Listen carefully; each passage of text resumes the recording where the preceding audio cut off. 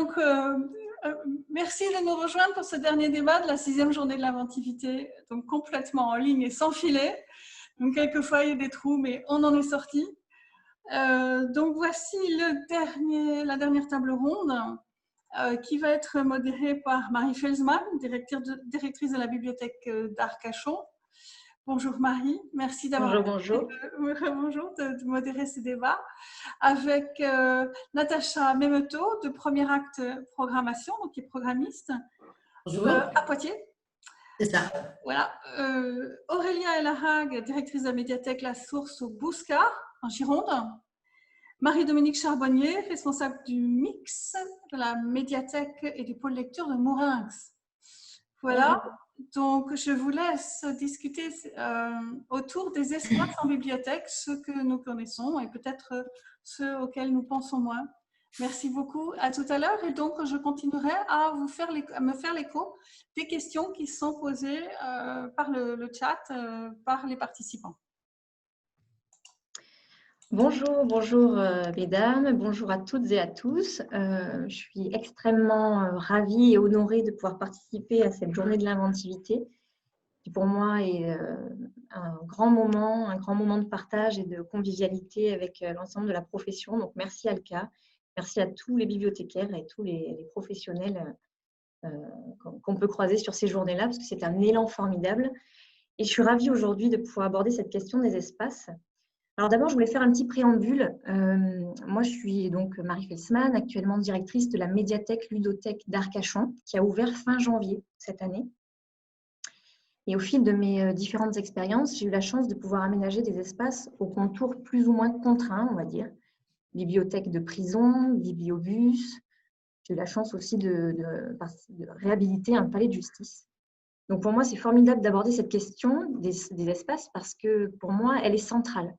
C'est vrai que les espaces sont au cœur de tous les sujets qui nous animent, que ce soit l'accueil des usagers, la valorisation des collections, la signalétique ou encore la proposition d'actions culturelles.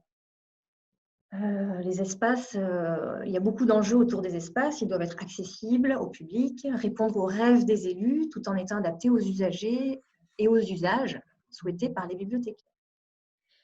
Et puis, je trouve que dans notre métier, ce qui est particulier par rapport aux espaces, c'est que c'est un sujet pour lequel et sur lequel tout le monde donne son avis, que ce soit de la conception à la réalisation jusqu'à la pratique. Architectes, élus, programmistes, chargés de communication, signaléticiens, fournisseurs de mobilier, usagers, tout le monde a sa propre idée sur les espaces en bibliothèque, ce qui n'est pas le cas pour d'autres sujets de nos métiers. Et puis viennent les professionnels. Les professionnels ont leur avis, alors ils sont consultés ou non.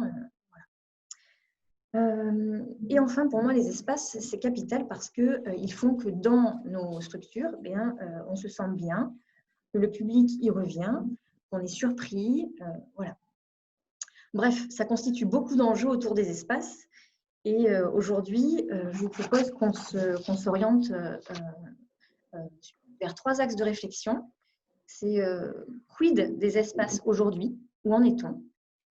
Un deuxième axe serait à quoi cela sert-il d'imaginer les espaces comme mouvants? Quels sont les types de mobilité? Et une troisième piste pourrait être quelle réception et quels usages par les publics? Donc, je suis accompagnée aujourd'hui, c'est avec un grand plaisir, comme le disait Natacha, que l'agence féminine est bien représentée. Donc, peut-être ce qui pourrait être intéressant, c'est que chacune d'entre vous vous présentiez une à une, pour peut-être présenter rapidement vos parcours, vos expériences, vos postes actuels et vos missions. Natacha, vous voulez commencer? Oui. Donc, bonjour à tous. Natacha Memeto, je suis programmiste, c'est un magnifique nom, et assistant à maîtrise d'ouvrage. Pourquoi programmiste? Parce que la finalité en fait, de notre travail, c'est d'élaborer un programme, donc le cahier des charges, qui va être mis à un concepteur, à une équipe de maîtrise d'œuvre, donc un architecte et toute l'équipe qui va se mobiliser pour les travaux, mais aussi éventuellement un scénographe, acousticien, etc. Donc nous, ça veut dire qu'on intervient en amont du travail de l'architecte. Donc on est à l'interface entre notre client, notre commanditaire, qui est une collectivité, parce qu'on répond à des marchés publics, donc une collectivité, ou donc une mairie, une communauté de communes, un département pour des bibliothèques départementales, ça nous est arrivé.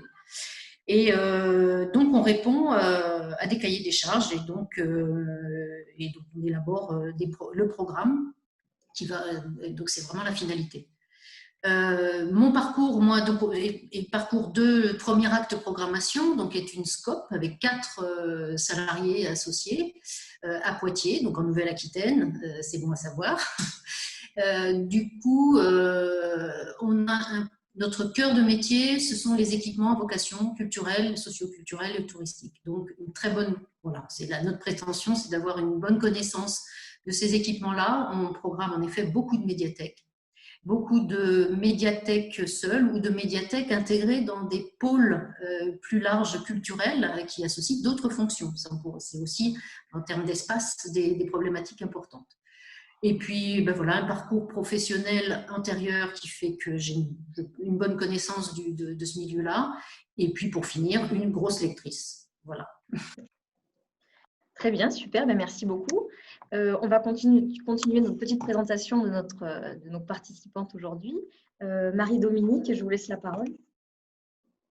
Oui, bonjour à tous et à toutes. Donc, moi, je suis dans la profession depuis une trentaine d'années.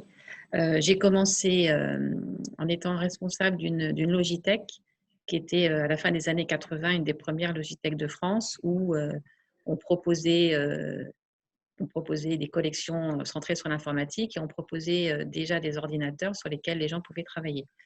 Et ensuite, je suis arrivée à Mourinx pour la mise en place d'une médiathèque intercommunale dans un centre culturel.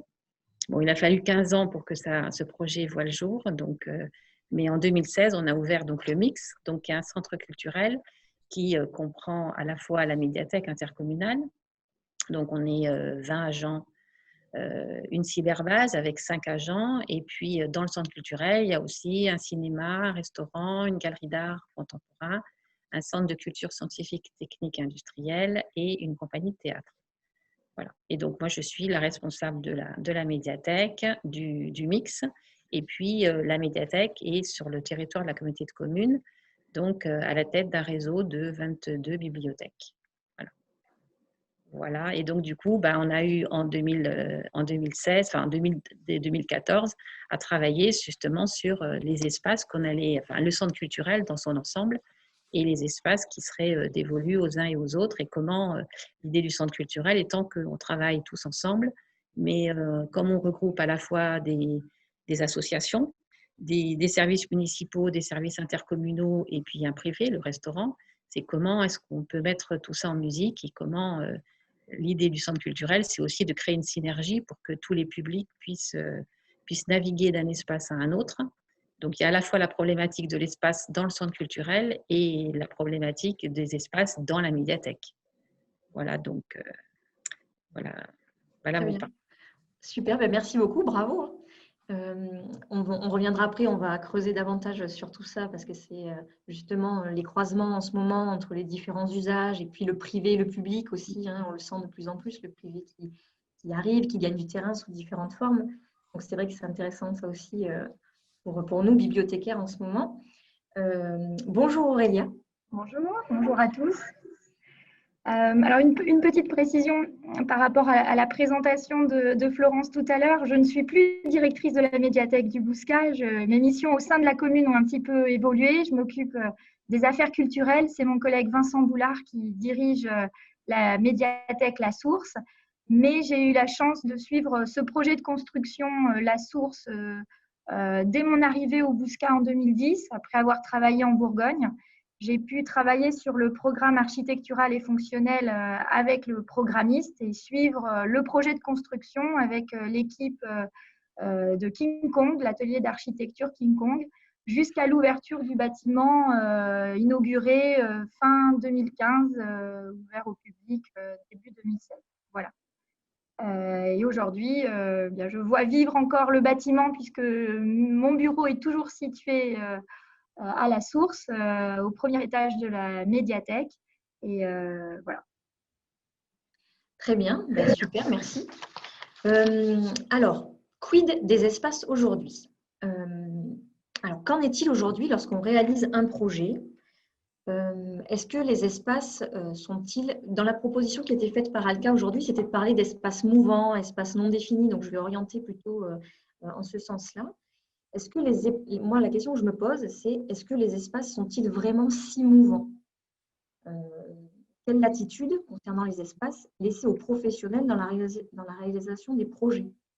Peut-être, Natacha, vous pourriez nous dire quelle latitude vraiment ont les professionnels d'un point de vue, vous, qui êtes charnière par rapport à ces questions-là, quelle place pour les professionnels aujourd'hui dans la constitution des espaces? Alors, du coup, pour revenir un petit peu à ce que je disais tout à l'heure, reprendre le fil un peu de notre travail, nous on répond à un cahier des charges qui est rédigé par notre maître d'ouvrage, qui est donc, par le temps, mairie, communauté de communes dans le cadre d'une médiathèque ou intercommunale. Et dans ces cahiers des charges, souvent, donc, quand on a affaire soit à une construction ou une réhabilitation, on a des cas de figure différents. Mais ce qui est très prégnant dans les demandes qui sont faites dans les cahiers des charges, particulièrement en réhabilitation, par exemple, c'est la volonté de faire évoluer et de faire muter les espaces donc dédiés, particulièrement les espaces dédiés au public. C'est vraiment une préoccupation majeure dans les demandes, quand on veut faire appel à un programmiste et quand on veut faire évoluer un bâtiment de lecture publique. C'est vraiment, en plus, derrière, après, les problèmes d'accessibilité et de sécurité. Mais la réinterprétation des espaces, c'est vraiment visiblement une préoccupation majeure qui est l'essentiel de la demande. Donc nous, c'est à partir de ce travail-là qu'on va travailler donc avec les élus, la plupart du temps, bien entendu, c'est eux notre interlocuteur, mais aussi avec les agents, bien entendu. C'est pas toujours le cas, parce qu'on arrive quelquefois dans des situations bêtement où on n'a pas encore de présence de lecture publique sur un territoire, sur une commune, par exemple. J'ai un exemple très récent. Et du coup, il n'y a pas encore, du coup, il y a une présence, par exemple, d'une bibliothèque associative dans un tout petit local. Bon, et c'est cette mutation vers une lecture publique, immanquablement, ça nous amène à réfléchir avec des élus et pas avec des professionnels. En tout cas, sur la première partie du travail, toute la partie de programmation. Donc, c'est là, quelque part, faire appel à un programmiste va un petit peu, limiter les dégâts en se disant, on va essayer avec notre expertise, on va amener vraiment vers un travail de co-construction avec les élus, mais aussi avec des partenaires autour. Et c'est aussi notre travail d'identifier des partenaires autour qui vont pouvoir aider à faire comprendre aux élus que ce qu'ils ont écrit sur un cahier des charges, ils n'ont pas forcément la conscience de ce qu'ils ont écrit. Ça a un impact très, très fort sur la composition de leur futur bâtiment. Donc, qui dit espace mouvant, pour eux, ce qu'ils y voient beaucoup, et ce qui est important, c'est que c'est une économie d'échelle aussi, d'imaginer des espaces à la mode du troisième lieu, un espace complètement ouvert, sans cloison. Qui dit cloison, dit payer la cloison. Donc, c'est mathématique. Un espace le plus ouvert possible. Il y a moins de ce qu'on appelle de circulation et de dégagement à faire. Donc, ces espaces sont des vrais espaces utilisables. Et du coup, après, il faut imaginer des ameublements, des choses comme ça qui vont permettre de créer des plus petits espaces. Mais l'idée d'avoir des espaces, ils sont un peu sur le mode, les élus, de ces troisième lieux d'espaces très ouverts, où on fabrique l'espace, on remodèle l'espace un petit peu comme on veut. Nous, notre travail, c'est déjà de leur faire comprendre qu'il faut partir d'un projet d'usage et d'un projet culturel. C'est important. S'ils veulent faire appel à la DRAC, par exemple, au financement de la DRAC, c'est un exercice vers lequel on va les amener obligatoirement. Mais nous, on part toujours de l'idée qu'il faut un projet d'usage, un projet d'activité, pour ensuite poser des fonctions et poser des publics, poser des habitudes de fréquentation, comment on veut occuper les lieux, pour y faire quoi, et ensuite on imagine les espaces. Et en programmation, il y a tout un processus, après on pourra peut-être en parler plus tard, mais qui fait qu'il faut qu'on anticipe des tas de choses pour ne pas brider l'aménagement après derrière. Merci Natacha de dire que vous orientez après vers les institutions et que vous êtes aussi source, vous, d'expertise pour dire que les professionnels sont indispensables. Parce que c'est vrai que ce que vous dites au départ, et c'est ce qu'on ressent quand même, hein, pour moi, est quand même presque inquiétant, parce qu'on constate quand même que beaucoup de programmes initiaux ou de projets sont imaginés et initialement conçus sans professionnels, sans personnes qualifiées, quoi. C'est pas tant ça. Enfin, quand on est dans une création pure et dure, bon, c'est vrai qu'il n'y a pas de. Nous, on fait en sorte que le professionnel soit au moins recruté une fois que mais c'est souvent une fois que le plan est déjà un peu figé. Mais il faut qu'il intervienne, par exemple, sur le mobilier, le choix du mobilier. Ça nous semble important, complètement important. Mais souvent, quand il n'y a pas encore d'équipe, on la fait venir. Les plans sont déjà figés. Donc, c'est un peu problématique. Et les professionnels sont interpellés, nous, dans la phase de recueil des besoins. On les voit, on les rencontre, on établit les besoins d'usage avec eux, mais ça arrive fréquemment qu'ils ne soient pas intégrés au comité de pilotage, par exemple. Et du coup, on revient vers eux après, quelques fois ou pas. Mais c'est vrai qu'il y a un vrai manque, je pense, c'est pas une généralité, mais et souvent on les intègre pas forcément dans le processus décisionnel parce que les décisions, elles sont avant tout financières et qu'on veut, voilà, c'est souvent. Mais parfois il y aurait des économies d'échelle et autres, ou des erreurs évitées si au contraire on impliquait directement les professionnels. Oui.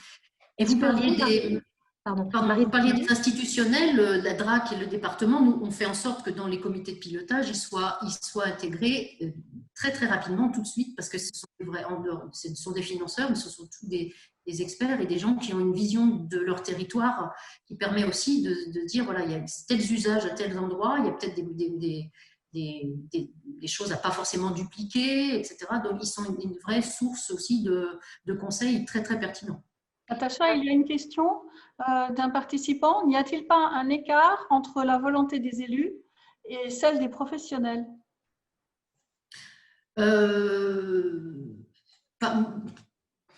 Oui et non. C'est vrai que il faut vraiment, nous, on est aussi à cette interface-là, il faut qu'on soit très vigilant. Donc, quand il y a les professionnels sont impliqués, nous, on a à cœur de faire avec eux avancer le projet d'usage. C'est aussi un aspect pédagogique aussi à montrer aux élus, c'est de se dire, voilà, ils prennent de plus en plus conscience de ça quand même, les élus, qu'une bibliothèque, ce n'est plus des murs, des étagères, des livres dedans, blindés au maximum. C'est avant tout des espaces où on va accueillir du public et on met en scène les collections. Donc c'est vers ça qu'on les entraîne. Donc on fait ce travail aussi, c'est un travail de pédagogie qui passe par les agents. Parce que certains agents ont aussi du mal. Il y a une réticence ou en tout cas une méconnaissance qui fait que le changement peut être assez angoissant pour certains agents. C'est aussi notre travail de les rassurer, de se dire qu'ils ne vont pas perdre leur place, que leur façon d'être auprès du public va changer, mais qu'ils vont y gagner quelque part en souplesse ou en tout cas en rapport au public. Donc, il y a cette espèce, tout notre travail, il y a une espèce de pédagogie à avoir tout le long du travail de programmation pour faire comprendre que faire évoluer les espaces, c'est faire évoluer avant tout les usages, c'est de répondre à un vrai projet d'usage et pour se poser les bonnes questions. Quelles activités, quelle collection, quel public, quelle façon d'occuper l'espace. Et après, on détermine les fameux espaces en question. Et il faut une vision à plusieurs années. Vous, Marie-Dominique, sur le mix, est-ce que vous avez été consultée dès le départ? Vous avez été à la source du projet? Oui. Moi, j'ai été à la source du projet.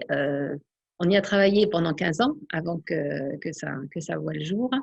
Donc, et j'ai participé à toutes les étapes. Donc, on était vraiment associés complètement. Les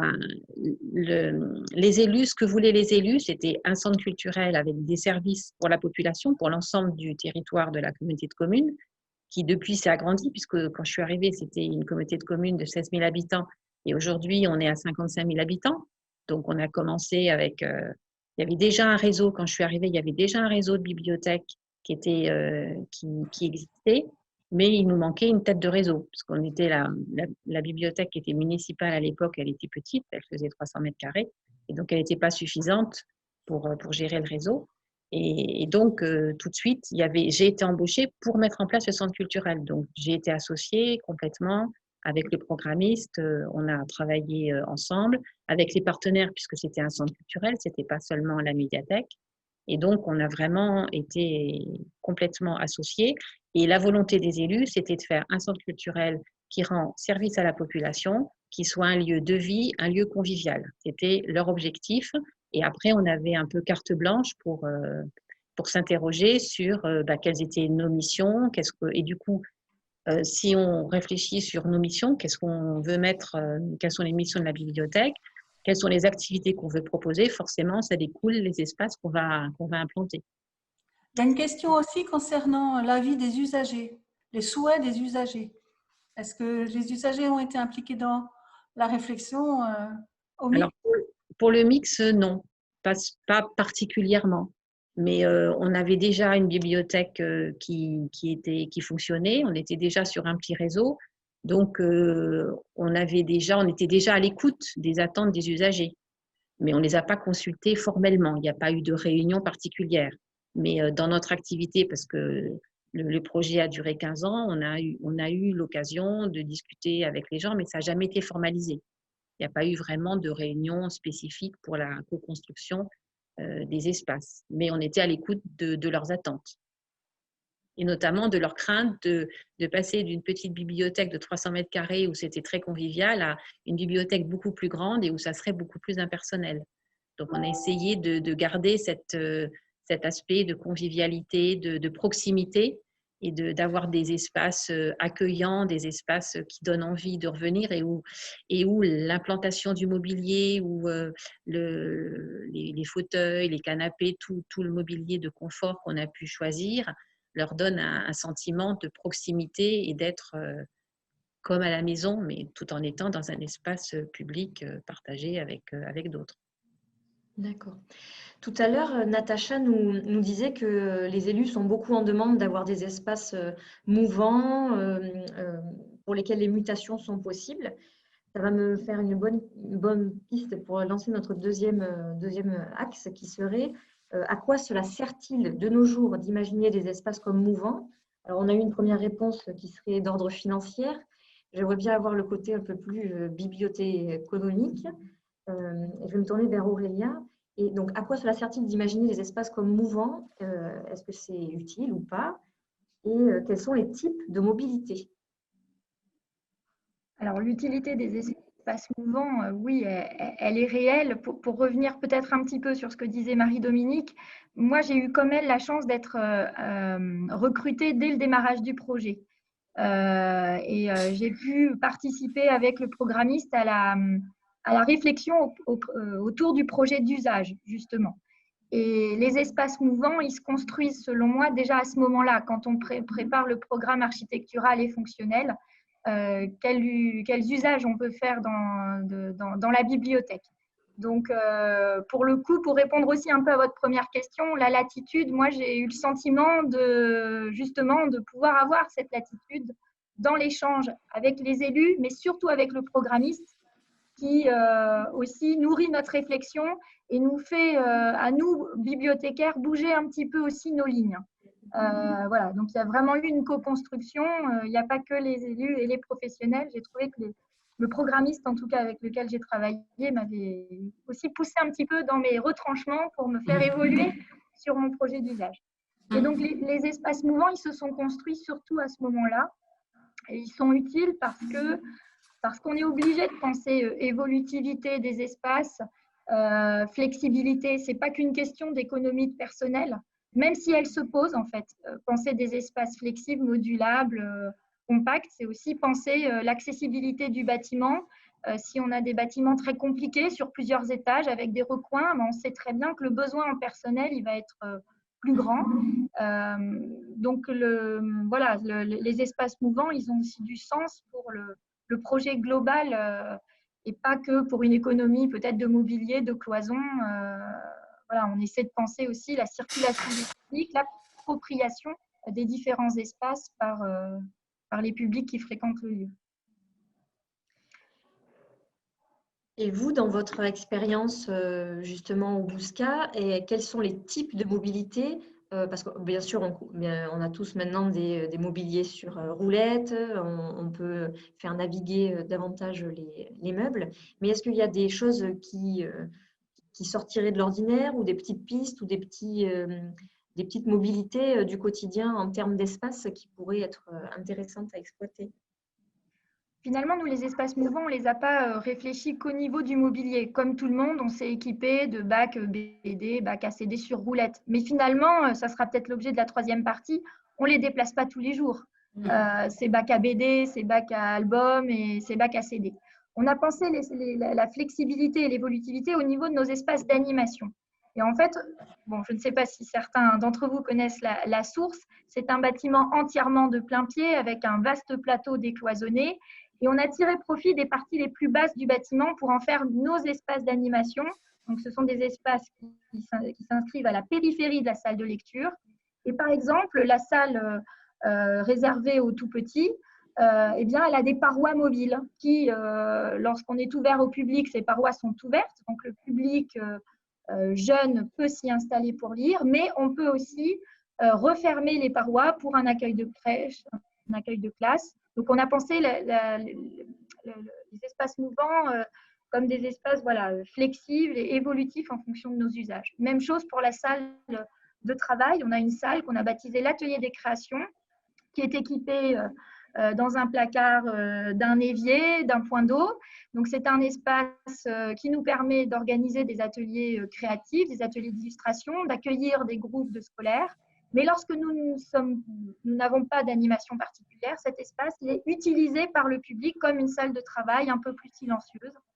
Voilà. Même chose pour notre espace multimédia qu'on a conçu semi-ouvert ou semi-fermé avec un mobilier entièrement sur roulette pour pouvoir bien faire évoluer l'espace et les usages en fonction de nos ateliers, des besoins, des pratiques. Donc, on n'est équipé que de PC portables et de mobilier à roulette. Donc, pour moi, la mobilité, les espaces mouvants, ce n'est pas que les espaces d'emprunt documentaire et les rayonnages. Parce que finalement, ces rayonnages-là, dans nos pratiques, où on ne les déplace pas tous les 4 matins, oui, on va déplacer nos bacs pour notre salon du livre, pour la nuit des bibliothèques, pour quelques animations spécifiques. Mais au quotidien, je pense qu'il est illusoire de croire qu'on peut recomposer nos espaces d'emprunt documentaire quotidiennement. Je dirais que ça dépend si on a eu la chance de les concevoir au départ, mais ça, c'est un petit astérisque. Oui. Juste confirmer ce qui vient d'être dit. C'est vrai quand on travaille sur un plateau ouvert, on imagine beaucoup de choses possibles et on part du principe qu'on va tout déménager toutes les semaines. Et c'est pas souvent c'est pas le cas. En revanche, ce qu'il faut vraiment anticiper et qui est un vrai travail à mener avec les agents, entre notre programmiste et les agents, c'est de vraiment bien préparer cette flexibilité, cette modularité, même si elle est que sous les 6 mois, hein, mais de pouvoir avoir en permanence la possibilité d'accueillir le public au cœur des collections, au cœur que l'activité soit possible un peu partout. Mais c'est anticiper des choses dans le programme. On parle des mobiliers sur roulette, c'est vrai que c'est vraiment maintenant quelque chose d'assez fréquent. Mais les prises de courant, la position des luminaires, les radiateurs, les fenêtres, parce on est aussi dans des logiques, beaucoup d'élus aiment, on a envie d'un espace très lumineux, très ouvert sur l'extérieur avec beaucoup de vitrages. Sauf que quand on commence à vouloir un peu positionner du mobilier, des espaces, le tout vitrage, et si on pose du mobilier devant un vitrage, tout de suite, ça peut être relativement moche. Donc, c'est toutes ces choses-là qui sont anticipées aussi d'un point de vue programmatique, programmation architecturale et fonctionnelle, pour vraiment optimiser les possibilités qu'auront après les agents d'investir l'espace comme ils le veulent. Marie-Dominique, sur le mix, pardon. Non, je voulais juste ajouter que il faut penser bien sûr branchement, prise, mais aussi penser nos mobiliers avec une signalétique qui peut évoluer, avec des tablettes qu'on peut facilement incliner sans avoir besoin de faire appel à nos services techniques. Voilà, ça participe aussi à la mobilité des espaces. Marie-Dominique, sur le mix, cette question de la mobilité, elle est présente aussi, puisque le projet date de 2014. Bon, on parlait déjà de mobilité, mais est-ce qu'elle est présente aussi, cette question de flexibilité, de mobilité des espaces sur le mix? Oui, tout à fait. Alors, il y a effectivement, puis je rebondis sur une question de quelqu'un qui dit qu'on considère que le livre seul est digne d'être dans une bibliothèque. En fait, dans la médiathèque, on est sorti quand même d'une logique de collection où il fallait avoir des collections à tout prix, puis le reste n'était pas important. On est vraiment dans une logique aujourd'hui de bibliothèque pour le public, pour les usagers. Donc, il y a une part pour les collections, ça c'est important, mais il y a aussi une part pour la création, pour des ateliers créatifs, pour de l'animation, et puis surtout pour un environnement où les gens se sentent bien, où ils ont envie de revenir. Donc, on a beaucoup d'espaces, en fait, où les gens peuvent les occuper comme ils veulent. Donc, on a une salle atelier, comme au Bousca, où soit c'est un atelier créatif, on a un lavabo, on a du matériel pour faire des ateliers créatifs, pour faire un certain nombre d'activités. Et puis, quand ce n'est pas utilisé en atelier créatif, c'est un espace de travail qui est clos, donc en même temps qui est vitré sur la médiathèque, donc il n'y a pas une notion d'enfermement. On voit ce qui se passe et du coup, les gens peuvent y travailler en étant silencieux, ou au contraire, c'est un groupe pour faire un peu plus de bruit et qui ne dérange pas l'ensemble de la médiathèque. Et on a un autre espace qui est un espace multifonction, qui peut à la fois servir d'espace d'animation, parce qu'on a une régie, mais qui peut servir d'espace d'exposition, qui peut servir d'espace de réunion, qui peut être ouvert ou fermé sur la médiathèque, qui peut être emprunté par les autres occupants du mix ou qui est dédié à la médiathèque. Donc, c'est des espaces qui sont mutualisés avec l'ensemble du centre culturel et qui peuvent, suivant les usages qu'on en a à faire, qui peuvent être différents.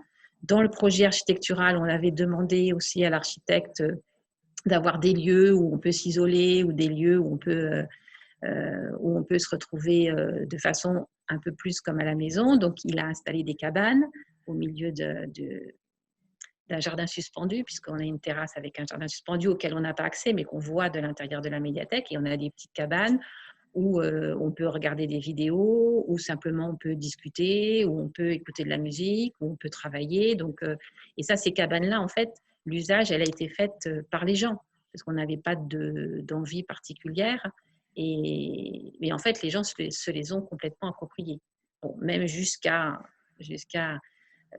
des usages qui n'étaient pas vraiment prévus.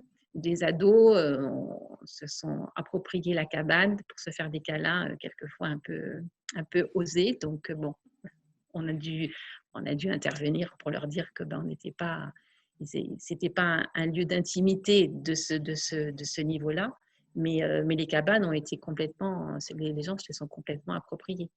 Et il y a plein d'espaces comme ça. On a un espace ado. Enfin, on a défini quand même des espaces assez classiquement, adultes, jeunesse, ados, images et son, et puis un espace presse. Mais en fait, ces espaces peuvent être utilisés par les gens de façon… il y a des fauteuils, des canapés. Donc, ça peut devenir un petit salon de lecture. Des gens, ils viennent passer la journée pour lire la presse, pour discuter, pour dormir un peu.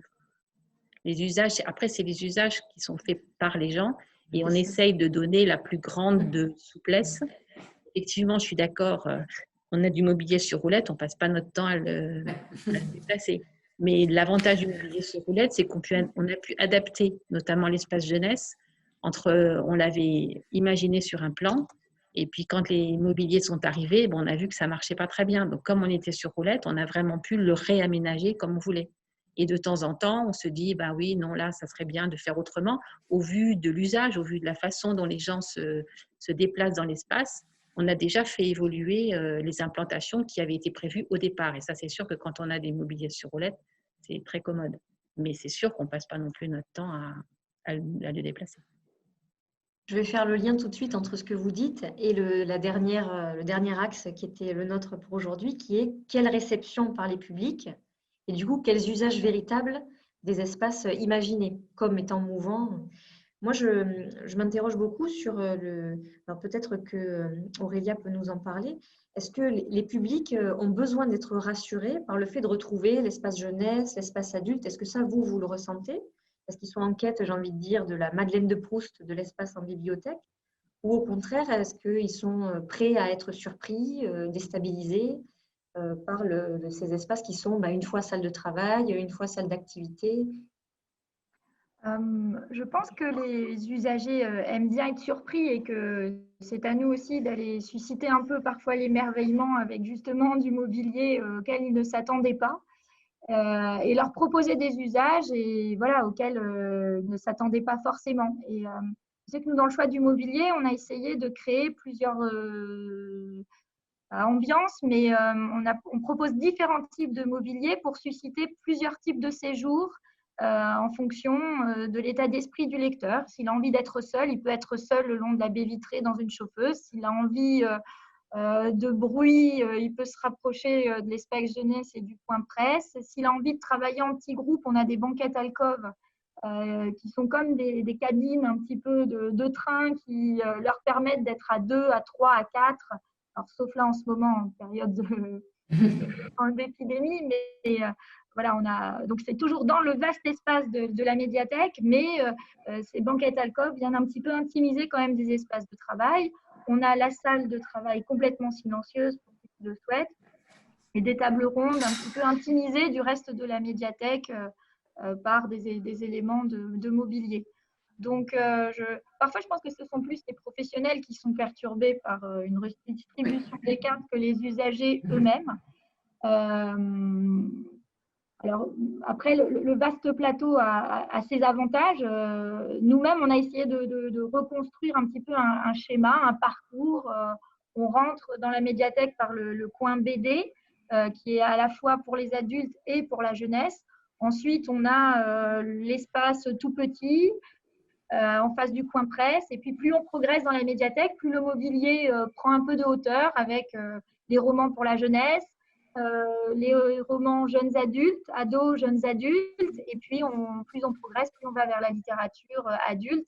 Et en bout de course, les CD et les DVD pour attirer les publics vers, voilà, et les jeux vidéo pour attirer le public vers l'extrémité du bâtiment. Aurélia, il y a une question des agents de la bibliothèque municipale de Périgueux pour vous. Oui. Qu'en est-il de l'insonorisation pour ces espaces mouvants, tantôt communs, tantôt privatifs? Mais je pense que Marie-Dominique pourrait aussi répondre à cette question parce que vous avez au Mix un grand plateau ouvert. On ne peut pas garantir des zones extrêmement silencieuses, mis à part la salle de travail. Donc, forcément, on a aussi des remarques sur le bruit certains jours de la semaine. Mais bon. Alors, on parle beaucoup des espaces de silence en ce moment, puisque justement, ces open space ont créé vraiment... Ces plateaux ouverts ont créé bien sûr ce qu'on voulait, l'interpénétration des publics, des collections, etc., et aussi du bruit, et notamment aussi l'apport des nouvelles collections, le multimédia, le jeu vidéo, et maintenant le jeu qui est de plus en plus imbriqué et qui apporte aussi un volume sonore qui est incomparable. On a la salle de travail en ce qui nous concerne qui peut vraiment permettre de s'isoler sans être complètement déconnecté de la salle de lecture. La porte se ferme. Et puis à l'extrémité de la médiathèque, des zones quand même un peu plus calmes, mais pas complètement déconnectées du reste du bâtiment. La médiathèque, c'est 1200 mètres carrés. C'est pas très grand, mais voilà, il y a de la vie. Et certains usagers, parfois, le mercredi, peuvent nous faire quelques commentaires sur le bruit. Et Marie-Dominique, alors, cette question-là sur le mix? Alors, en fait, l'architecte avait un acousticien, donc l'acoustique a été particulièrement travaillée, certes, mais c'est vrai qu'un espace ouvert, il y a quand même du bruit. Il y a effectivement des salles qui sont fermées, la salle heure du compte et puis la salle atelier, où les gens peuvent se retrouver et travailler. Alors pour la salle heure du compte, ils peuvent se mettre dans la salle heure du compte pour lire tranquillement. La salle atelier, c'est pareil pour des gens qui veulent travailler en silence. Comme ça, elle est fermée sur la médiathèque. Et après, sur le reste du plateau, il y a les cabanes quand même qui permettent de s'isoler un petit peu. Mais on n'a pas le sentiment qu'il y ait… il y a toujours des gens qui se plaignent parce que ce n'est pas le silence complet. Mais de toute façon, la volonté des élus, en ayant mis des canapés, des fauteuils, avoir des espaces assez larges, c'est qu'il y ait de la vie. Quand il y a de la vie, il y a quand même un peu de bruit. Donc si les gens qui se plaignent, on leur dit que au rez-de-chaussée, puisqu'on a la presse au rez-de-chaussée, c'est un peu plus calme. Et sinon, il y a les cabanes, il y a la salle atelier où ils peuvent trouver un peu plus de calme. Et puis, sinon, c'est un lieu de vie et donc c'est un lieu où il faut accepter qu'il y ait un peu de bruit. Mais ça se passe plutôt bien et il y a quelques grincheux, quelques grincheux des gens qui recherchent le silence. Mais finalement, ça se passe plutôt bien. On parlait des espaces justement de silence, les espaces déconnectés, on en voit fleurir de plus en plus. On voit aussi naître des espaces où on ne fait rien, des espaces à ne rien faire. Est-ce que vous, Natacha, dans votre expérience, puisque vous croisez plusieurs projets nombreux et variés, est-ce que vous avez eu à voir des exemples comme ça d'espaces un peu atypiques, souhaités par les élus et par les professionnels ? Oui, il y a toujours des demandes un petit peu atypiques. J'ai pas trop d'idées là qui me viennent en tête tout de suite. Mais là, par exemple, on a travaillé sur une médiathèque où il y avait une forte volonté de présence du jeu vidéo, vraiment, et de l'immersion quasiment dans le lieu. Donc là se pose très vite la question des espaces, de l'occupation par le public, du bruit, etc. etc. Donc c'est toujours un petit peu compliqué et on est toujours amené à se dire, ben oui, le silence absolu ne va pas pouvoir exister. C'est les publics qui veulent jouer, c'est soit on les autorise à venir à n'importe quelle heure de la journée, soit on leur dédie des espaces précis sur des créneaux précis, etc. Donc c'est espace atypique, mais aussi usages qui évoluent, qu'il faut intégrer maintenant et qui sont à la croisée des chemins et qui sont un peu problématiques peut-être dans les agents aussi, les agents qui doivent adapter ces choses-là, la présence du numérique, la présence du jeu vidéo, comme vous le disiez aussi, les besoins d'espace de visionnage, justement, il y a beaucoup de demandes de vidéos, de visionnage sur place, donc ça veut dire qu'il faut aussi prévoir soit des créneaux pour que si ça reste en milieu ouvert, c'est des équipements individuels qui vont permettre que chacun écoute sans perturber le reste, ou alors c'est de prévoir des petits lieux de fantaisie, des petits lieux singuliers pour pouvoir se retrouver à 3, 4 ou à 2 à l'intérieur. Des demandes autour dedans dehors, de pouvoir vraiment aussi en période de beau temps ouvrir la médiathèque sur l'extérieur.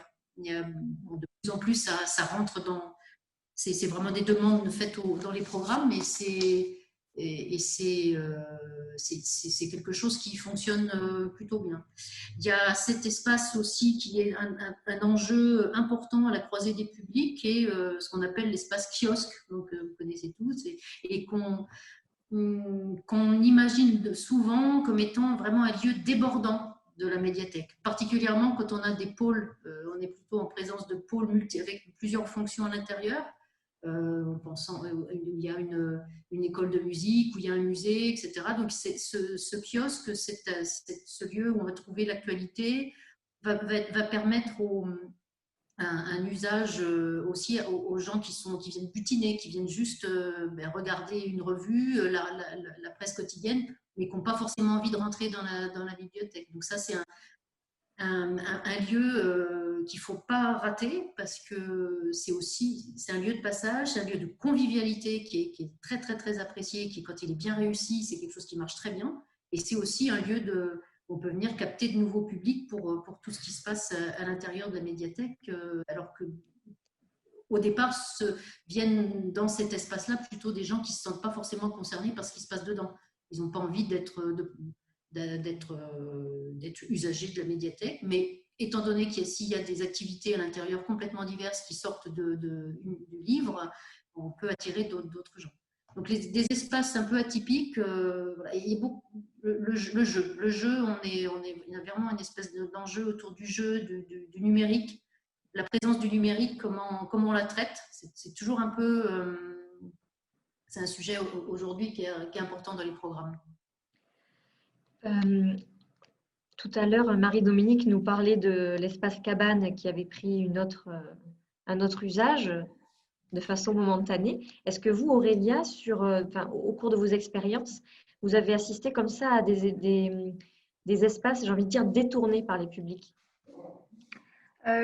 L'espace 1001 histoires qui est directement connecté à l'espace jeunesse, on l'avait pensé comme un espace de lecture parents-enfants. Il a été assez rapidement plébiscité par les adolescents et on ne s'était pas projeté au départ sur cet usage-là. On ne pensait pas que ça allait leur plaire parce que voilà, on l'a conçu avec des poufs de tailles variées, mais finalement, ce sont eux qui souvent utilisent l'espace. On est obligé parfois aussi de leur rappeler un petit peu les règles de conduite. Et puis l'espace jeu vidéo qu'on avait aussi conçu comme un espace de visionnage. Et ce sont largement les jeux vidéo qui ont pris le dessus. Le visionnage est peu demandé, alors que voilà, on s'était équipé pour permettre aussi la consultation de films. Mais finalement, c'est l'usage jeu vidéo qui a largement pris le dessus, et ce, dès le début de l'ouverture du bâtiment au public. Voilà, donc des petits réajustements par rapport à ce que nous imaginions, nous, en tant que professionnels, et puis l'appropriation ensuite qui en est faite par le public. C'est intéressant de voir que dans vos deux exemples, ce sont les ados qui ont transgressé les règles d'usage. Donc, ça fait plaisir.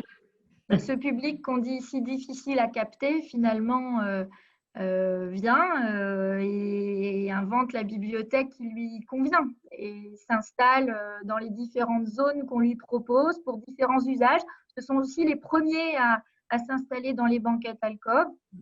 Peut-être un peu pour, comme Marie-Dominique, d'autres usages que une table de travail, mais enfin, en tout cas, finalement, quand ils viennent, ils utilisent tous les espaces de la bibliothèque. Voilà. On me demande si les dormeurs sont acceptés dans vos bibliothèques, hein, si vous avez un mobilier spécial sieste. Nous, de temps en temps, on voit quelques personnes piquer du nez dans le coin presse, qui est pourtant un point vraiment sur le passage dès l'entrée de la bibliothèque. Mais c'est que nos chauffeuses sont confortables, peut-être. Alors oui, de temps en temps. Oui, c'est pareil. Dans les chauffeuses, dans les fauteuils, les chauffeuses qui sont confortables, il y a des gens qui s'endorment, oui. Mais oui, on les laisse dormir. On en a même oublié une fois entre midi et puisqu'on ferme entre midi et 1h. Et il était dans il était dans une chauffeuse, mais il s'était retourné puisqu'elles sont pivotantes. Et du coup, on ne l'avait pas vu quand on a fermé la bibliothèque. Et comme on reste entre midi et 1h, on reste sur place et nos services internes sont en mezzanine sur la médiathèque, donc on voit. Et donc, on a entendu vers midi et demi nous appeler en disant je veux sortir, je suis enfermée dans la bibliothèque. Donc, il s'était endormi, on ne l'avait pas vu. Donc, moi, je crois que c'est plutôt bon signe, en fait, parce que ça veut dire que, que l'appropriation de lieu est totale, que cette volonté de faire de la médiathèque un lieu de convivialité, c'est réussi. Donc, laissons-les dormir. Et effectivement, les ados utilisent, alors eux, que ce soit espace jeunesse, adulte, ado, peu importe, ils utilisent tous les canapés, Et on a beaucoup de lycéens qui viennent quand on ouvre à 1h et les lycéens qui commencent à 13h ou 13h30 ou 14h. Le collège et le lycée, il y a une cité scolaire à Mourinx importante. Eh bien, ils viennent, en attendant de rentrer en cours, ils viennent à la médiathèque. Donc, ils squattent les canapés. Quelquefois, on voit arriver 60 d'un coup à 13h et ça monte en courant pour squatter tous les canapés, toutes les cabanes. Et puis là, ils discutent. Il y a du Wi-Fi public gratuit, donc ils rechargent leur portable, ça discute, ça joue aux cartes de temps en temps. Ça enlève ses chaussures pour se mettre sur le canapé, voilà. Enfin, bon, mais c'est le but. C'était le but de cette médiathèque, c'était que ce soit un lieu de vie, un lieu convivial. Et là, les ados qu'on avait du mal dans la petite bibliothèque avant, qui était toute petite, on avait du mal à voir. Là, on les a eus. Et on a même eu une demande, mais bon, on n'a pas pu donner suite parce que c'était juste avant le Covid, d'un groupe d'ados qui voudraient avoir un espace pour passer du temps ensemble, parce qu'on a des ados qui traînent, qui sont désœuvrés, à Mourinx, il y a beaucoup d'habitats HLM, donc avec des petits appartements, donc qui sont désœuvrés, qui viennent à la médiathèque, parce que finalement, c'est un lieu sympathique et convivial. Mais c'est quelquefois difficile à gérer. Et donc, en fait, on réfléchissait avec eux, mais on a été un peu arrêtés par le Covid, pour utiliser justement de temps en temps l'espace multifonction pour leur donner à disposition, en étant présents bien évidemment, pour qu'ils puissent passer du temps ensemble, mais sans rien faire de particulier, mais de discuter avec eux, de leur proposer des choses. Mais après, ça serait à eux de s'en emparer ou pas, mais d'être un peu à leur écoute et à leur disposition et de voir avec eux si on peut après construire quelque chose dans le temps. Mais dans un premier temps, justement, leur donner un lieu où ils peuvent ne rien faire. Quand on est un ado, ça c'est le pied de ne rien faire. Est-ce que l'une d'entre vous aurait envie de rajouter quelque chose par rapport à cette question des espaces? Puisqu'on arrive sur la fin, je ne sais pas. Ou alors, Florence, est-ce qu'il y aurait des questions peut-être? On a perdu Florence. Non, il n'y a plus de questions depuis Betty qui avait posé la question des dormeurs. Je suis très heureuse de voir le tour que prend cette conversation avec l'adaptabilité des espaces aux usages et aux plus grands transgresseurs qui sont les ados et qui forcent justement la réflexion des bibliothécaires à se remettre en cause tout le temps et alors à co-construire. Ce que vient de dire Marie-Dominique, c'est aussi une réflexion autour de comment faire avec l'existant et avec des gens à qui on pose assez peu la question de leurs besoins qui sont les plus problématiques en bibliothèque de par justement les détournements qu'ils peuvent faire des lieux et de ce qui est mis à leur disposition. Donc, on me dit que ces espaces donnent envie en ligne et pour connaître les lieux dont il est question, je peux vous le dire que oui. C'est la même chose dans une autre mesure à Arcachon, parce qu'on n'a pas un grand plateau ouvert, mais ce sont des espaces aussi qui donnent envie. Voilà, enfin, je ne veux pas synthétiser tout ce qui s'est dit pendant cette heure-là, mais je trouve très précieux de pouvoir réfléchir ensemble comme ça à haute voix sur les nouveaux usages qu'on peut imaginer et ensemble avec les programmistes, ensemble avec les élus, voilà, pour faire des bibliothèques des lieux toujours plus ouverts, toujours plus à l'équilibre entre l'extérieur et l'intérieur de soi et du monde. Donc, il me reste à remercier vraiment du fond du cœur tout le monde depuis ce matin, qui a tous les participants à toutes les tables rondes. Je vais quand même réintégrer l'image parce que je ne voulais pas quand même trop squatter. Donc, merci à Marie, merci. Natacha Memeto, Aurélia Larrague, Marie-Dominique Charbonnier pour cette table ronde-ci. Merci à tous ceux qui sont avec nous depuis ce matin. On a perdu Marie. Voilà, elle est là. Non, je me retirais simplement pour te laisser conclure. C'est tout. Merci à tous ceux qui ont rendu cette 6e journée de l'inventivité possible, même équilibristement sur le fil, et les équipes d'Alca en tout premier.